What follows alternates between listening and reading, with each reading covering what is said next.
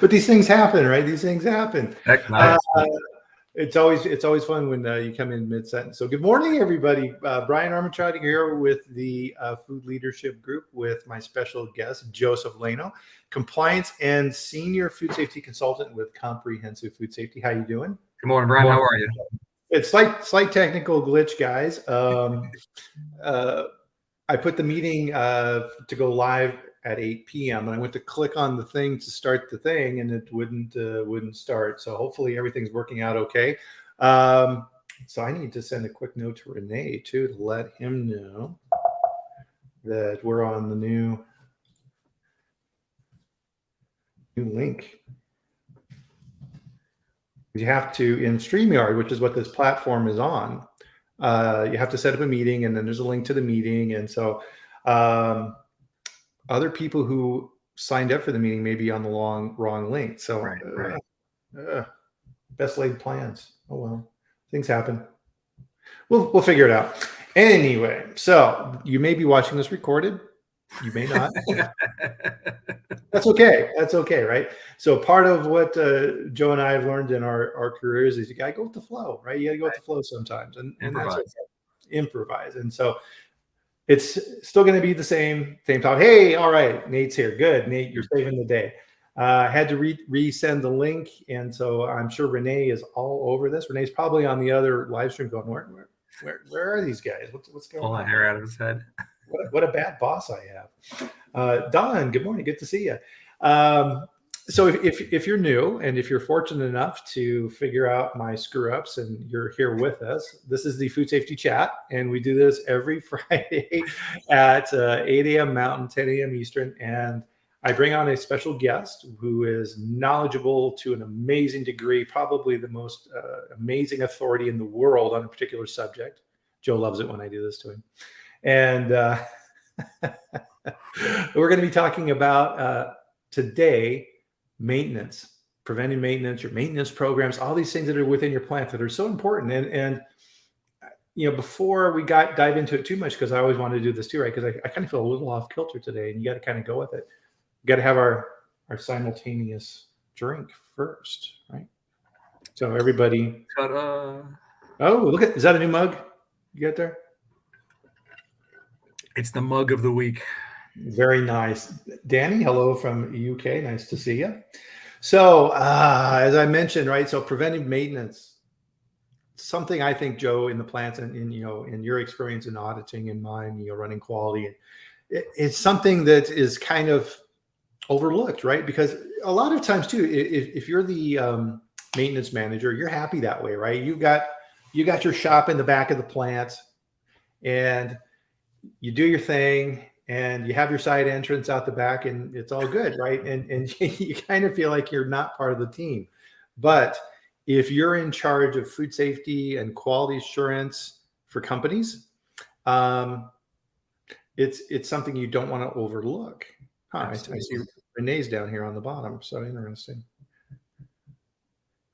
So he may be just trying to join. Okay, well, that'll work. We'll get through this. So hopefully you'll be able to join normally. So when you look at, for example, Joe, the SQF standard, right? There's a whole lot. I mean, when you go through it, and I printed it out, there's two different sections, and they talk about a whole lot of stuff. So they're talking about you need to have methods and responsibilities in the facility, right? You need to have what's your schedule for maintenance. If something fails, what are you doing about it, and how do you document that failure? What are your corrective actions? Hey, Austin, good morning. And if there's a threat to food safety that is found, how are you communicating this? Other topics, right? We see this all the time, right? Every plant, right? Good luck not having this, right? Temporary repairs. Right. You got the duct tape, you got a coat hanger holding up the pipe, God knows what in the plant. And, you'll sweep through, especially, quality managers will do this before an audit, right? And they'll be amazed what they find, and they'll tear all this stuff down. And sure enough, Joe, the morning of the audit, it's right back where it was. Absolutely. I will say, and I'll preface this now by saying that in purely my opinion, that's the good part about this, is that I get to say my opinion on things. I think your PM program makes or breaks your food plant. Maintenance touches more aspects of your food safety systems globally than any other program. If your maintenance program is falling apart and you're not staying on top of cracks in the walls, holes in the floors, roof leaks, equipment issues, you're generating so many downstream problems with, now you got harborages for insects, harborages for micro. I've seen more issues this year with rodent activity in facilities than I've seen in the last 5 years. A great deal of them are coming in from holes in walls and holes in floors and other areas, of course, but your PM program, your preventive and your corrective maintenance programs will make or break your entire food safety program. Without that. I like how you phrase that. Your preventive maintenance, which we talk about all the time, but your corrective maintenance, right? So you want to keep things from happening, but if they do, how are you managing that? Right. And one of the things, Joe, that I always see is when you talk with the maintenance people, you'll pull aside electricians and say, "Hey, what you doing here?" Right? They're out working on the plant and things like that, and they'll start kind of explaining it.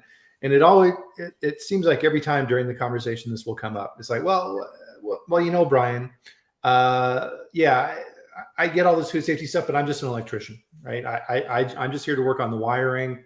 I'm just here to make sure the PLCs are working. I'm not part of this whole food safety thing. Right. And then, another part that we'll get into later is taking advantage of your planned downtime to squeeze in that time for the corrective, for the preventive maintenance.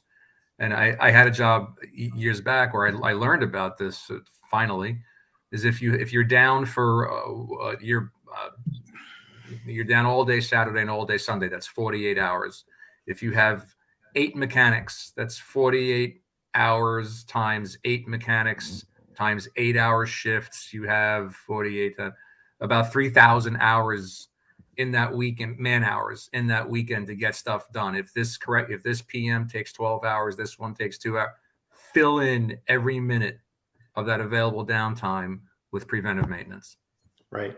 And yeah, so in a lot of ways, that's a good point, right? Because maintenance is kind of like sanitation. It's kind of one of those things that you shoehorn in when you can figure it out. Right. And if you're doing that, man, that is not the right way to do things, because you're going to fail at some point.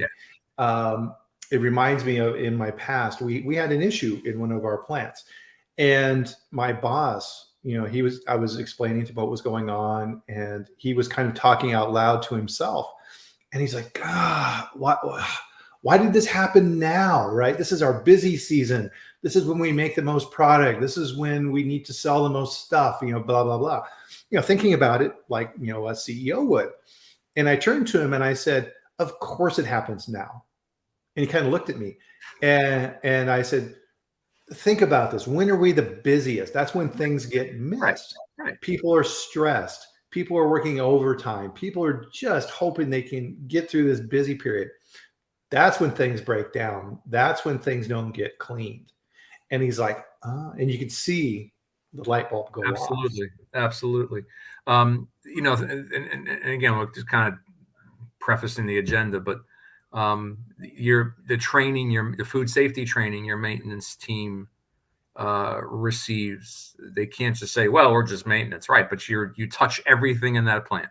Right. They're tool carts, they're rolling mechanic tool carts. I will tell you, I have yet to do an audit in all these years that I haven't opened up a mechanic's toolbox. Yeah, well, I do it too. You find all kinds of, there's like yesterday's leftover burritos stuffed in the back, or a bag of chips or some chewing tobacco. And so your maintenance folks need to understand that there is as important a part of the food safety puzzle as quality or production or anybody else. Right. Yeah, absolutely right. 100%. And a lot of times the maintenance guys, depending on the company, will have their own tools, and they view that toolbox as their sacred ground, right? That's their church. That's where they keep their livelihood. And when you open those things, a lot of times, right, they don't like it. Right. And you'll open that up and you'll find, like ball peen hammer with a wood handle. And you're like, "Ugh." And I'm like, you can't have this. And he's like, they're looking at you like, what are you talking about? I'm like, okay, and then you got to, explain, you can't, how do you clean this? Right. Or the rubberized grips, right? Great for work, bad for clean. Sorry, went down the wrong pipe. No, you're absolutely right. And it's, so much of this is addressed in GFSI. But by the same token, a lot of it is just common sense. And, so much of our food safety efforts are just common sense approach to things. We always talk about tool and parts accountability. If the PM calls to replace 6 screws, and we go out there with 8 screws, do we have it's just like the operating room approach. If we started with our surgery with 12 sponges and we end up with 11, okay, that 12th sponge may have just got sewn into our patient. So it's all about, parts accountability as well. Nathan asked a good question about what do you guys think about daily cleans, lubricant, and inspection checklists. To me, that sounds like a pre-op inspection. Mm-hmm. And when you're in a 24/7 operation, a pre-op is a difficult thing to do because you're continually running. But there has to, you can call it whatever you want, a mid-shift inspection, a daily check. I don't care what you call it. Just show me that you're at least checking for those over lubricated bearings, or all of our wing nuts tightly screwed down, that we're checking that. In fact, SQF talks about the rubber gaskets and impellers being inspected regularly. People put that on their pre-op. So maintenance is charged with responsibilities that we don't even give a second thought to sometimes. Oh, exactly. And one of the things that'll hammer on this, especially with the operators, and applies to the maintenance people as well, and we'll get into this a little bit more, is, again, right, more than half of all foreign material recalls are for non-metal items, right? So as you said, Joe, right, the little bits of rubber or a zip tie that's hanging above a production line, these type of things. I insist in my plants and people that I work with that they have to have a pre-op check. And ideally, I want a post-op check too at the end of the shift. I think about it like the metal detector checks. It's like, okay, you've got a good result and a good result. Everything in there is fine. But if you've got a bad result for the second one, everything up to that point is suspect. Right. So how are you going to manage that? Are you going to go and are you going to rerun it through it? Are you going to cut it all apart and inspect it? How are you going to find that? Right. You mentioned about zip ties, and I'm not necessarily from the audit side. I don't necessarily have an issue with a zip tie repair. No. As long as it's done neatly and professionally, and it's inspected on a regular basis. I would certainly rather see a zip tie repair than duct tape. Right. Duct tape tends to become permanent. I remember back in the old days, it used to have to, back in the AIB GMP days, it was acceptable back then to sign the tape and date it. And as long as it's within the last 30 days, it's okay. And we've gotten away from that over time as the industry matures and progresses. But we talk about not just repairs and maintenance. Is when we do a PM, do we have to do it in the production area, or can it be pulled out of the production area? If it's done in the shop, is it being cleaned before it's brought back to the line? What is all that? And there's no one right answer. It's whatever your systems are, but making sure that it is clean. You don't have loose parts on it before. We see it to this day. We see it often. No. What's that bolt doing? Oh, that wasn't supposed to be there. Oh, it must have been from the mechanic. Well, all right. So it touches all parts of our food safety programs. Exactly, and I mean, and this is kind of where quality, food safety, and like worker safety kind of intersect as well, because a lot of times there's machines with dangerous moving parts. and the maintenance team will install shields, right? So the EH&S team will come in and say, whoa, someone could reach into this machine and grab that. That's not safe at all. Put in a plexiglass screen over that. Right. And the operator's like, well, okay, but I get it, but I need to be in there quite a bit. Okay, well, we'll put a shut off on there and all these different type of things. So those guys on the line, right, they're in and out of that thing all day long and slamming that plexiglass, and they crack. Yep. And little pieces go missing. Yep. And if FDA comes in and says, where's that little piece of plexiglass? Right. Well, Brian, we have an X-ray. Well, that's nice. Yeah, not going to help. I wouldn't bet a week's pay that X-ray picks up everything. We have foreign material complaints in facilities that have X-ray. So, yeah. and generally speaking, with my experience, if the foreign material floats like plastics does, X-ray has a hard time picking that up. Right. It all comes down to density differential. Correct. If whatever you're trying to see is the same density, yep, you're not going to see it. And you'd be surprised how often that happens. Some good questions about how do we sustain, corrective maintenance, when with time constraints. And then Annie has a great question about how do you squeeze maintenance into your food safety culture. Those two questions go hand in hand. Oh, yeah. During an audit, this whole thing with food safety culture, and in past times I've been with you, I've made my feelings clear about, why should we have to audit food safety culture? It either is there or it's not. Okay. Mm-hmm. And if it's not there, it's going to reflect in the rest of your audit ratings. But I generally don't answer the food safety culture, like that whole 2.1. I don't answer that till the end of the audit. How do I know what your level of commitment to food safety culture is till I've been there a day or so? Mm-hmm. And I've toured the facility and I've looked at your policies and I've looked at your records. So if you're not making your PM and your CMs, corrective maintenance, if you're not making that a priority in your plant, to me, that ties into the management commitment, which drives food safety culture. Complete.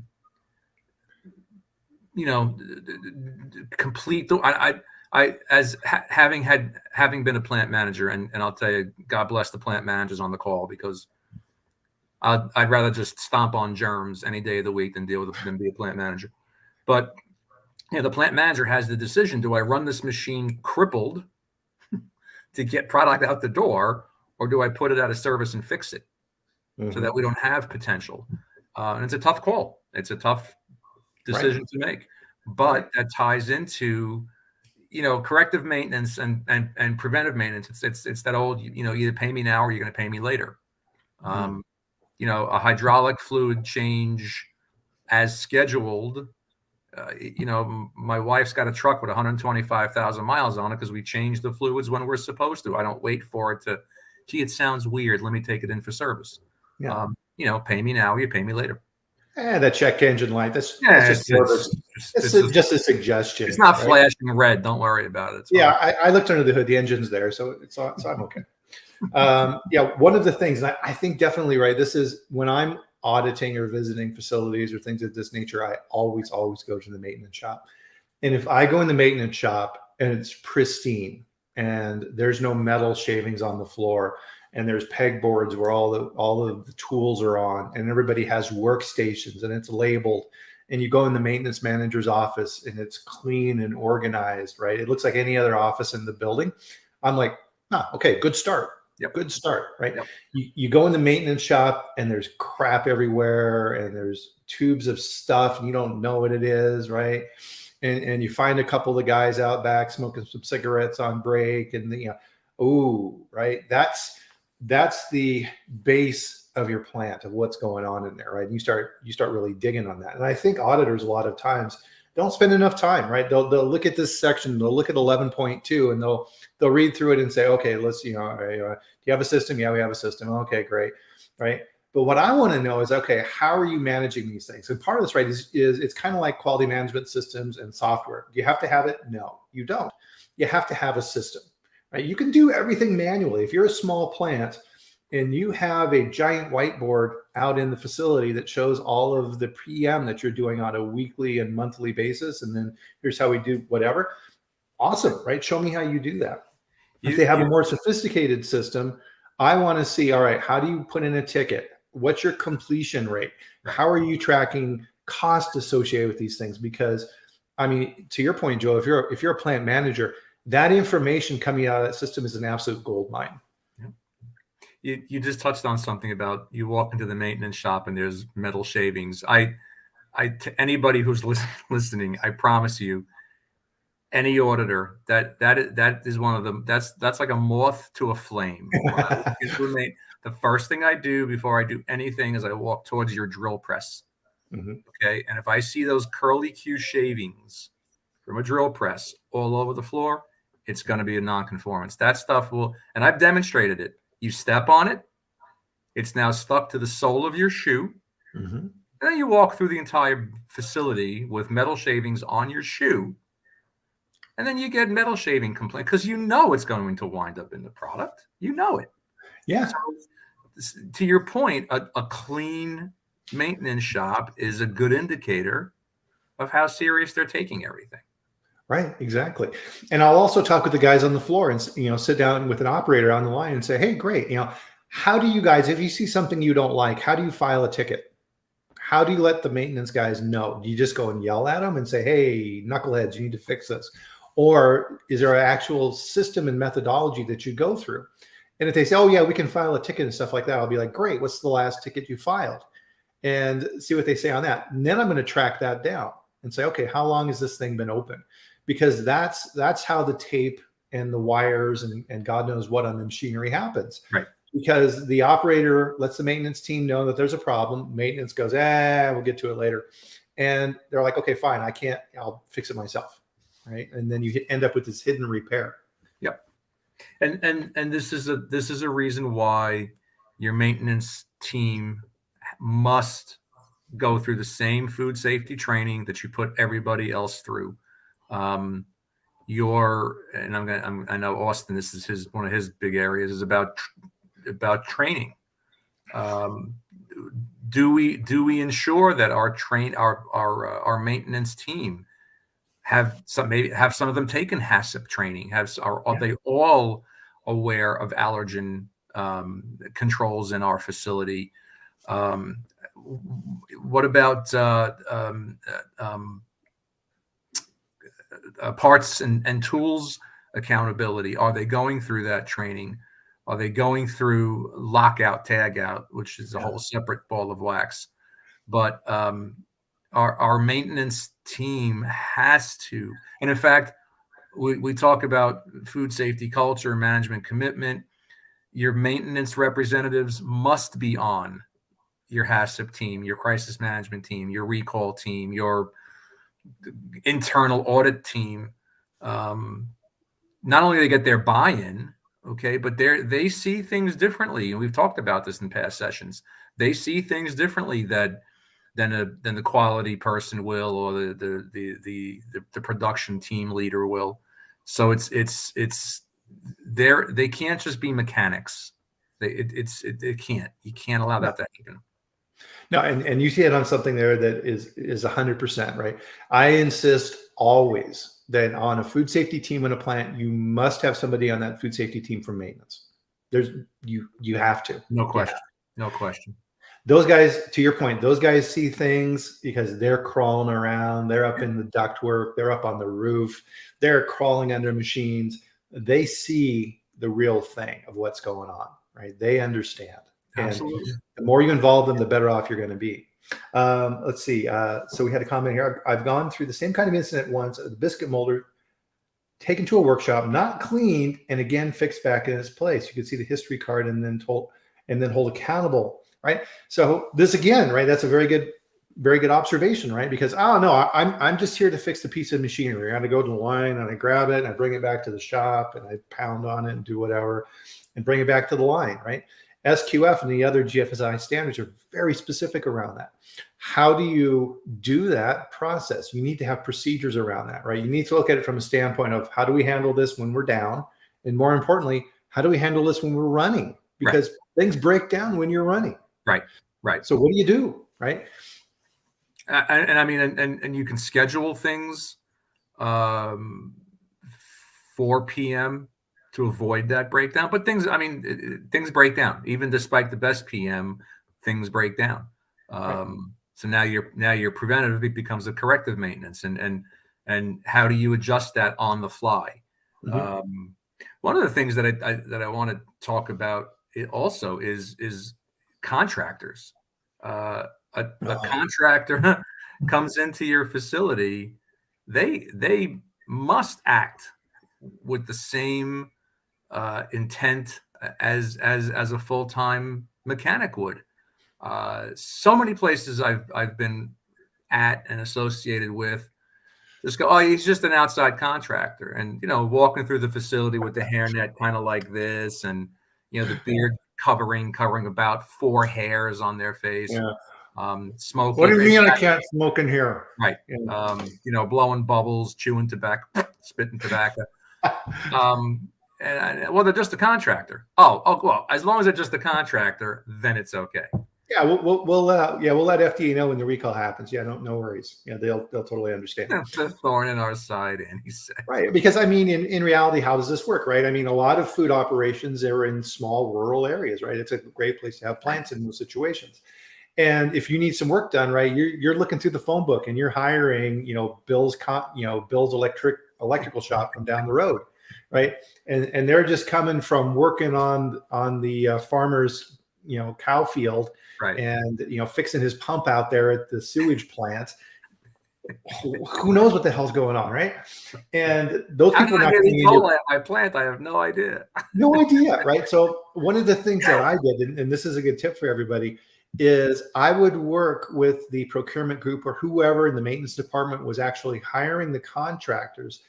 And we built into the contracts that they were required to go through training, right? So we would train them, and if it was somebody who we used a lot, as an if you have a really big plant, right, you're using outside contractors a lot, we would then set up programs with them for food safety training. And it's like every person you bring into this plant has to go through this. Yep. And here's the kicker. I put in the contract that if I find violations of GMPs, to your point, right, I find empty cans of soda laying around or whatever, I'm fining them. And we deduct from their invoice. You want to get their attention? Absolutely. I was just going to say the fastest way to get anybody's attention is to put your hand in their pocket, right? Yep. Absolutely. And again, I'll say this: so many times I'll be in a facility and you look at their contract service provider register and it says Bill's Electric, they get GMP training, and I'm like, well, what GMP training do they get? Well, they read that thing at the visitors sign in back of the paper, and they that's not GMP training. No, that's just saying you won't smoke, eat, and drink in our facility. That's not GMP training. Right. The pest control is another great example. They're a contractor. Yeah. They have free reign. Probably the only contractor that has complete access to all 4 walls in your building. Dragging around, stuff through your plant. And that's a whole other topic, and maybe another topic for another food safety chat, by the way. But what kind of training have they received? Mm-hmm. So it's contractors. They again, like anything else, they can make or break. Absolutely. And right. So Rod Wheeler is going to be on, right, in July, food defense, food security expert. Who are these people that you're letting in your plant? Mm-hmm. You have no idea, right? No idea who they are. They may have nefarious purposes in mind. Who knows, right? You need to check these people out. Absolutely. And so a lot of times too, a big challenge in plants is, business is going well. And to Annie's point, right, you're stressed for resources, you're having a hard time keeping up. And all of a sudden corporate says, hey, we need to put in a new line, right? Oh, and by the way, you need to keep running while we're doing that. Yeah. We'll just put up a few sheets of plastic and, everything will be good. Whoa, really? Right? So the food safety team needs to go through that and put together a plan to isolate that area, make sure everything is controlled, and determine if it's even possible to do that. It may not be possible, right? And if you as a food safety team decide that no, in this particular area of the plant, what they want to do, we cannot run, you have to stick to your guns. Yeah. And that can be hard. That can be hard. And right to your point, as that plant manager, you have to be able to understand and support those decisions. I was just in a facility that they're expanding their employee lunchroom, almost doubling the size. Yeah. And they put up probably a 30-foot ceiling to floor. They put up plastic sheeting. Mhm. Then they put up a temporary wall. Then they took down the initial plastic sheeting. On the other side of the temporary wall, put up more plastic sheeting, and now they're Wow. building their lunchroom. Okay. Wow. I'm like, wow, that's wow. Like, wow, congratulations. Yeah. It's like, and can I take a picture of that and show other people that? Yeah. and then there's times when there's just a guy with a sledgehammer and a shop vac. So again, what our contractors do within the facility is a reflection of the level of commitment to maintenance as a whole. Right. And then circling back to having those guys on your food safety team, right? Because there's things that they think about that you don't. So you're going in there and you're mucking around with that room and you're changing walls and these type of things. The maintenance guys are going to be the ones that raise their hand and say, because we're doing this, the CFMs coming into the room through our HVAC system are going to be very different. How is that going to impact airflow, right? Because if you're in the GMP area, right, you want positive airflow. You want air going out of the room. So, do we need to upgrade the HVAC system to get more air going through there? Oh, and by the way, do we have the right filters in place for making sure that that's going to be acceptable? Right. And plus, now we're producing dust and dirt, and how's the system going to handle those things, right? Those are the type of you need those maintenance minds, right? Because they look at these things and they have special skills in those areas. I'm okay with doing mechanical stuff and I understand the basics, but I can only do 10% of what those guys do intuitively, right? And you have to have a really special mind with really good spatial abilities and all these type of things to be in those type of roles. Yep. And man, those guys are invaluable on your teams. Let's let me ask a question. Our tools. Okay. Is it really that important to make sure our tools are clean before we use them? It's just a wrench, right? It's just a grease gun, It's just, should they be clean before we use them? Should we have to clean them afterwards, or just going back into the maintenance shop? But my answer on that. The tools that come out to that production floor should look like, they've seen some soap and water once or twice. I know every motorhead and grease monkey. I know everybody. Dirty tools is a sign of experience, and it's a sign that you use that tool a lot, and it's a sign that you know how to use that. That's great, just not in my food plant. Okay, right. I want those tools that are coming out onto the production floor to have been cleaned. There are some facilities I've been in where they take the sanitizer wipes, okay, like what do you call it? The ones that you pull out of the dispenser. Yeah. And they'll clean the tools after, just run some alcohol over them to try to, sanitize them before they come back into the production area. How many people do that, particularly if you're in an RTE environment, right? Or you're bringing the tools out to an area where it's post kill, okay, maybe after the bake, after the freeze. Are your tools clean enough to be working in that kind of an environment? And I don't think we pay that enough attention either. So so from my viewpoint, when you're evaluating the preventive maintenance program, is tool cleaning on the list? And it's all your tools, really. I mean, I don't think if we're bringing nuts and bolts out there, let's be realistic. If it's a new bolt or a new nut that you're taking out of inventory to put, okay. But if we're working with tools that are out there routinely, and there are many facilities where they'll leave mechanics toolboxes out near the production lines. And I've worked in facilities that did that, because if there's a breakdown, the mechanics toolbox is right there. And that's okay. And I'm fine with that. The boxes stay locked. They're clean, but everything that's in that box needs to be clean. Again, it's I equate it to like a surgical suite. They don't wheel the patient in and then go, okay, let's sterilize you back. Let's sterilize that scalpel. Everything's clean before they use it. Exactly. Well, and following up on that too, a lot of times operators have little toolkits because Yep. they need to adjust their machines and these type of things. Who's responsible for those? Renee has a great point. We should get him a job as a maintenance manager. Yeah, Properly cleaned tools add to its longevity. Tools aren't cheap. I exactly. just went to Lowe's and you know, I mean, prices everywhere are astronomical these days, but the longer you maintain it, the longer it's likely to be around. Yep. I mean, and if you work in maintenance, those tools are your livelihood. Uh-huh. Take care of them. Just like the example with your truck, right? You need to do those things. And here's a little tip of something I learned that I thought was really cool. So I try and work these into these conversations. Is there's probably newer programs now, but we all know, just how automated plants are becoming with, process logic controls and panels and all these type of things. Well, guess what? Those are all linked into central databases in the maintenance manager's office. And I found out working with my maintenance supervisor, they had a program at the time, Wonderware. And I'm sure there's newer versions of these type of programs now that would monitor electrical consumptions on pumps and things of this nature. So if I had a quality issue, so let's say, for example, there was a complaint on yeast and mold on cream cheese.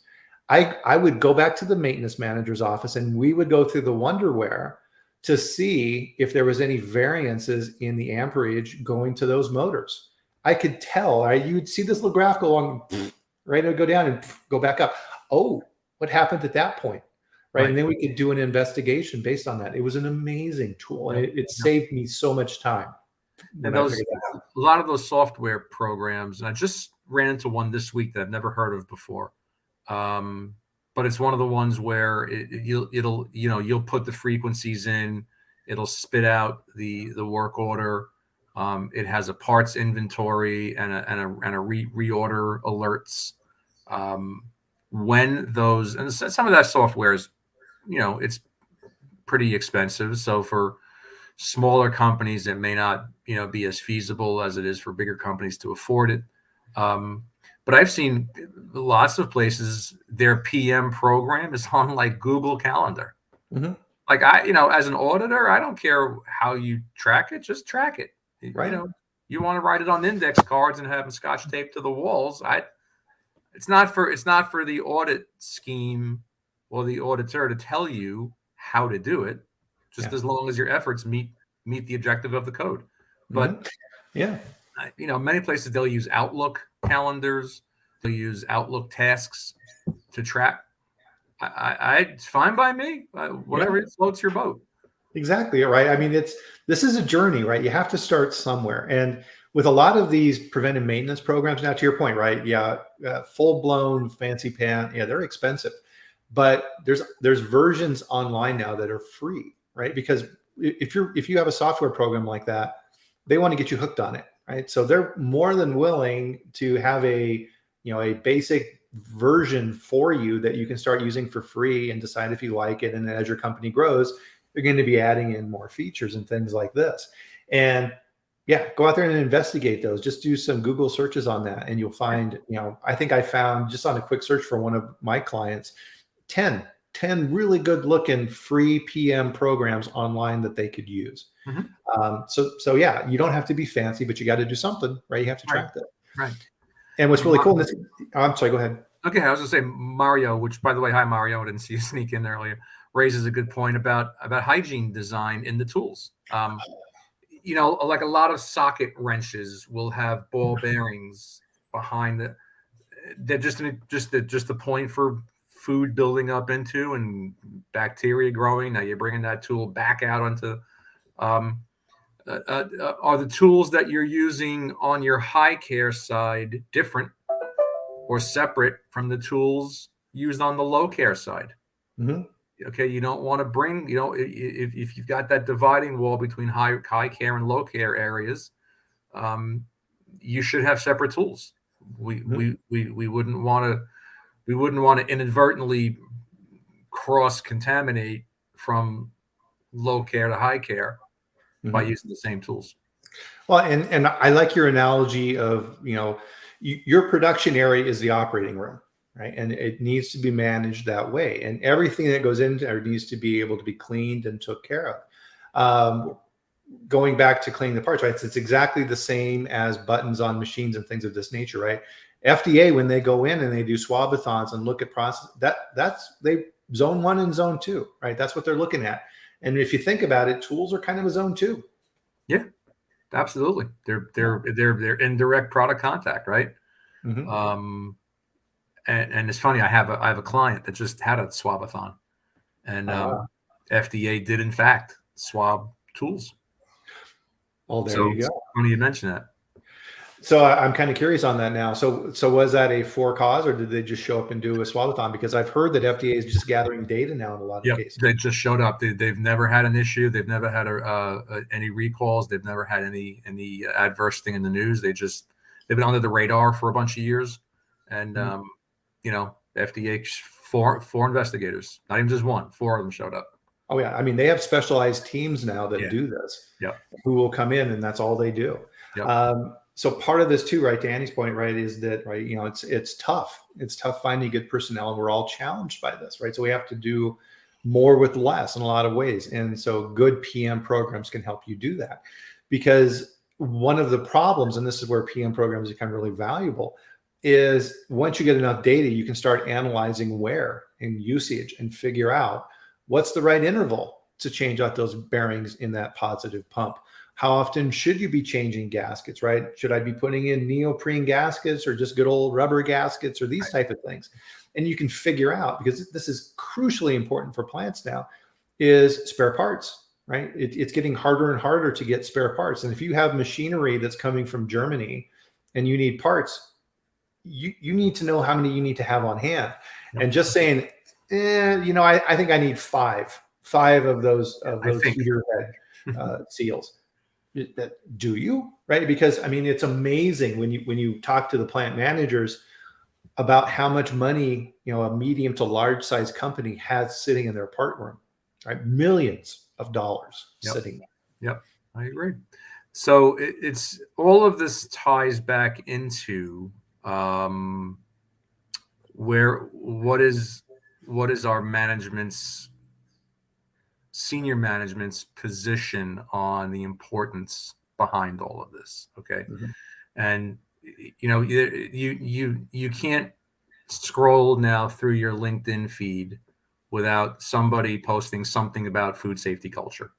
And every CB now has webinars on food safety culture, and it's one of the most talked about components of GFSI these days. And again, I'll go back to what I've said on this program several times. You either have it or you don't. It's not something that you just woke up one day and you go, you know what? We're going to have a food safety culture. We're going to get T-shirts and banners and balloons and streamers, and we're going to have welcome BRC auditor outside our front door and put the auditor's name up on the Jumbotron. It's the day-to-day stuff that drives the level of food safety culture, and how your preventative maintenance program is run. To me, is a huge part of that. That's why I said at the beginning of the broadcast, your PM CM program is going to make or break your entire food safety program, bar none. Absolutely. And in both audit schemes, in fact, I don't think it's paid the attention that it needs to be paid. We have 17 parts to our food safety plan in SQF 243 through 1 through 24317. There's 17 questions in HACCP food safety plan. There's 7 or 8 in maintenance. And I'm not trying to minimize them before people start sending me nasty messages. I'm not trying to diminish the importance of your food safety plan. It's one of the 17 auditable things in SQF. Okay. But as far as the broad reaching impact, I think PM Your entire maintenance plan drives it. Mm-hmm. How can you have a food safety plan? How can you have no metal in your product if you have sloppy maintenance practices? How can Yep. you keep your bacteriological and chemical concerns out of your facility if you've got sloppy maintenance or a poorly maintained piece of equipment or a poorly maintained structure? I'll get off the Yep. soapbox now. I'm getting all. No, 100%, right? I mean, so to continue your analogy, right? Any auditor who has any experience is going to walk right past the banners. He's going to walk right past the pizza in the break room. And Well, maybe not the pizza in the break room. Oh, yeah, you mean, I'll walk past the banner. And they're going to go back and they're going to go outside behind the plant and talk to the guys out back taking a break, smoking cigarettes, and saying, "Hey guys, what how do you like working here? What to? Oh, right."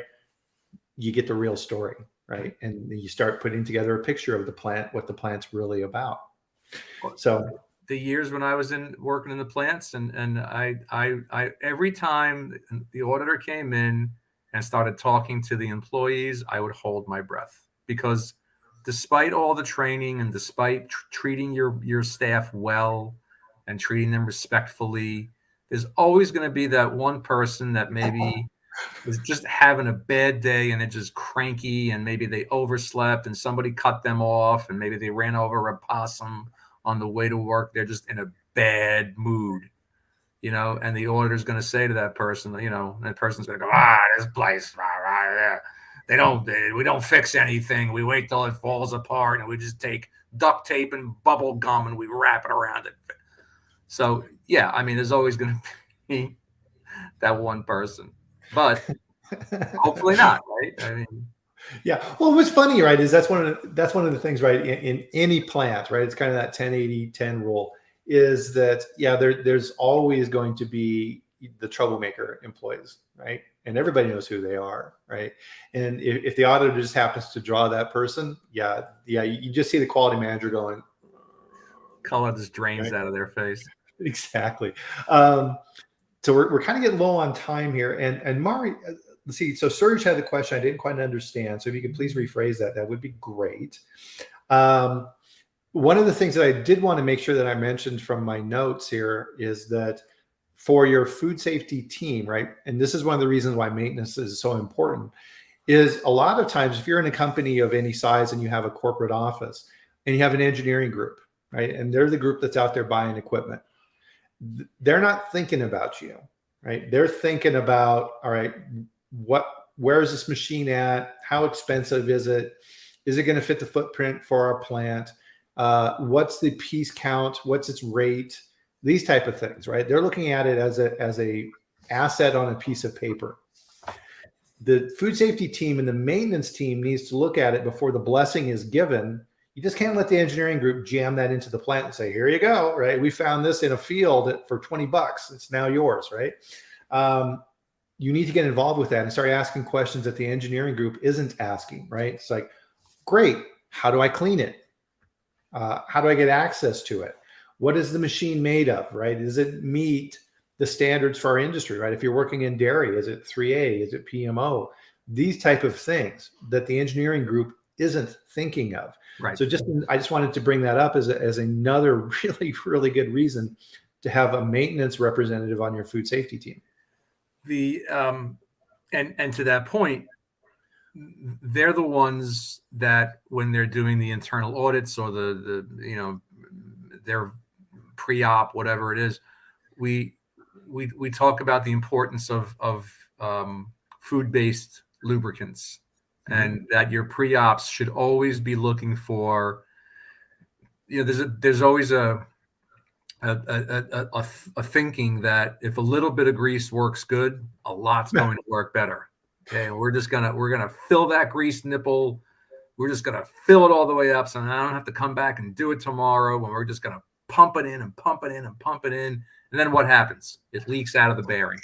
Okay, yeah, you have this big blob of green or gray goo. Okay, and then they'll say, well, but it's food grade lubricant.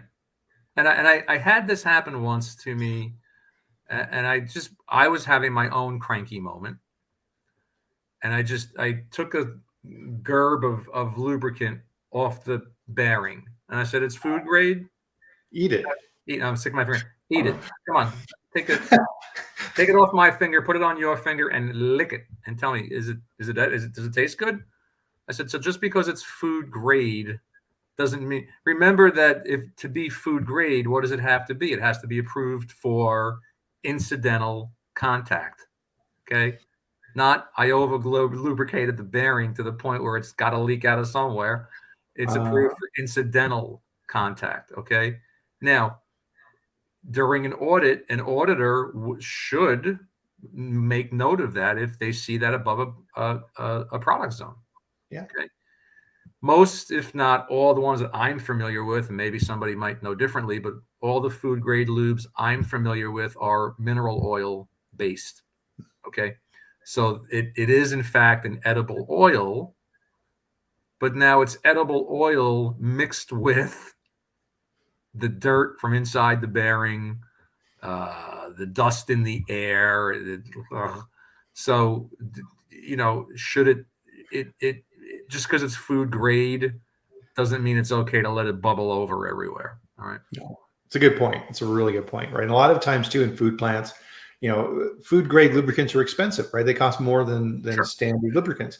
So, plants have a decision to make on that side. It's like, okay, anywhere in production areas, do we just want to use food grade lubricants, or do we want to risk having areas that have standard lubricants and hope that our maintenance guys don't mix them up? Right.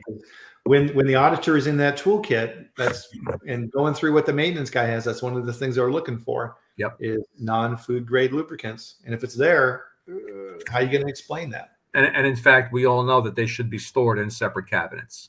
Yes. Okay. Absolutely. And preferably locked, but we all know that they should be stored, if not in separate cabinets, then absolutely on separate shelves within that cabinet, with each labeled, this row is food grade, this, and try to put the food grade above the non-food grade. But yeah, lubricants, and I don't think lubricants get a lot of attention, unfortunately. Like anything else, we drive off the cliff, then we worry about putting up a guardrail. So exactly, you got to wait for the accident to happen. Right.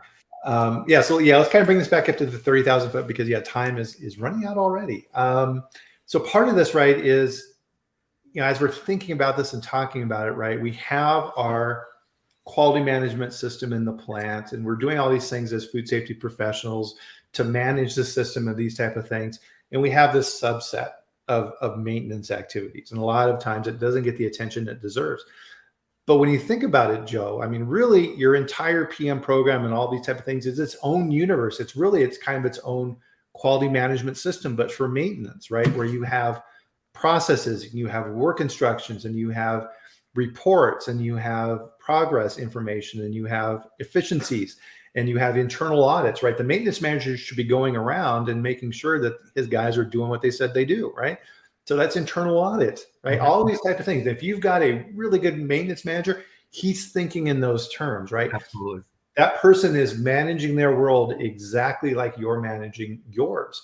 And so if you've got a good maintenance manager, you guys should be linked in that way, and really, really simpatico relative to that. Absolutely. And that's, again, to take it back to the very beginning, maintenance and their efforts or lack of will have devastating impacts on your overall level of food safety. Yep. To your point, pay me now or pay me later. If that engine light's on, it's there for a reason. If you ignore it, you're going to pay the price, and that price is going up every single day. Yep. So do it. So one of the things I want to do here at the end as well, sometimes I put it at the beginning, sometimes at the end, but I wanted to thank my sponsor, EAS Consulting, and make sure and check out their website, easconsultinggroup.com. They've got some awesome training stuff, and they have information there on PM and these type of programs as well. And if you put Brian with a Y in when you're checking out on a class, you'll get 15% off, which is super awesome. Also, I've been working on, and I've mentioned on here before, but I'm going to be doing more with this in the future, so pay attention to this, is my Locals group. So if you haven't been on Locals, it's an amazing platform, right, where you have different content creators and celebrities and different people who have their own forums. And this group here is part of what we're doing there, and this is a more direct way to look at food safety every day. And I post videos there, and I'm going to be doing more on that side too. And there's a free side where there's content. I'll talk about, recalls and post that information, so you're seeing it. There's also a membership area too, where I'm going to be putting more stuff there as well. So pay attention to that. More to come on that. So I'm really excited about that. Renee and I have been working on that behind the scenes. And so that's going to be coming down the road. So hopefully this will be something that helps us all with food safety, because it's something that impacts us all, right? This is something I try and mention every single food safety chat, is never forget, right? We're all in this together, right? We're all in this for food safety, and that includes the maintenance team, right? They're there for that too. So if we have to remind them sometimes, that's okay, because we all need that reminder every now and then. So any closing thoughts, Joe, or? No, thank you, Brian. I think this was a topic that I don't think enough people are talking about. We try to pick some topics that don't receive a lot of attention, and maybe they should receive more attention. So hopefully we brought some stuff to light. I know Mario had about the FDA swabathons was new info for him. That's what these are for, is to share information and help some aha moments with people. So I'm glad that worked out. Yep, absolutely. So thanks again for joining us. I appreciate, and I know Joe does as well, taking the time to come here and listen to this information and go out and apply it, right? How can I use what I've learned today? Because if you learn something new and you don't apply it, it's not helpful. So please get out there and make food safety better. And we will see you back here next week at the same time on Friday, July 1st. Wow, July 1st. And we'll have our next food safety chat. So again, that's at 8 a.m. Mountain Time, 10 a.m. Eastern. And please join us and bring your questions and comments. We love it. It makes it so much fun to be able to interact and have this discussion with everybody. So enjoy your weekend. Have a great time. And we'll see you next week. Thanks again, Joe. Thank you, everybody. Appreciate it. Thanks, Brian. Thanks, everybody.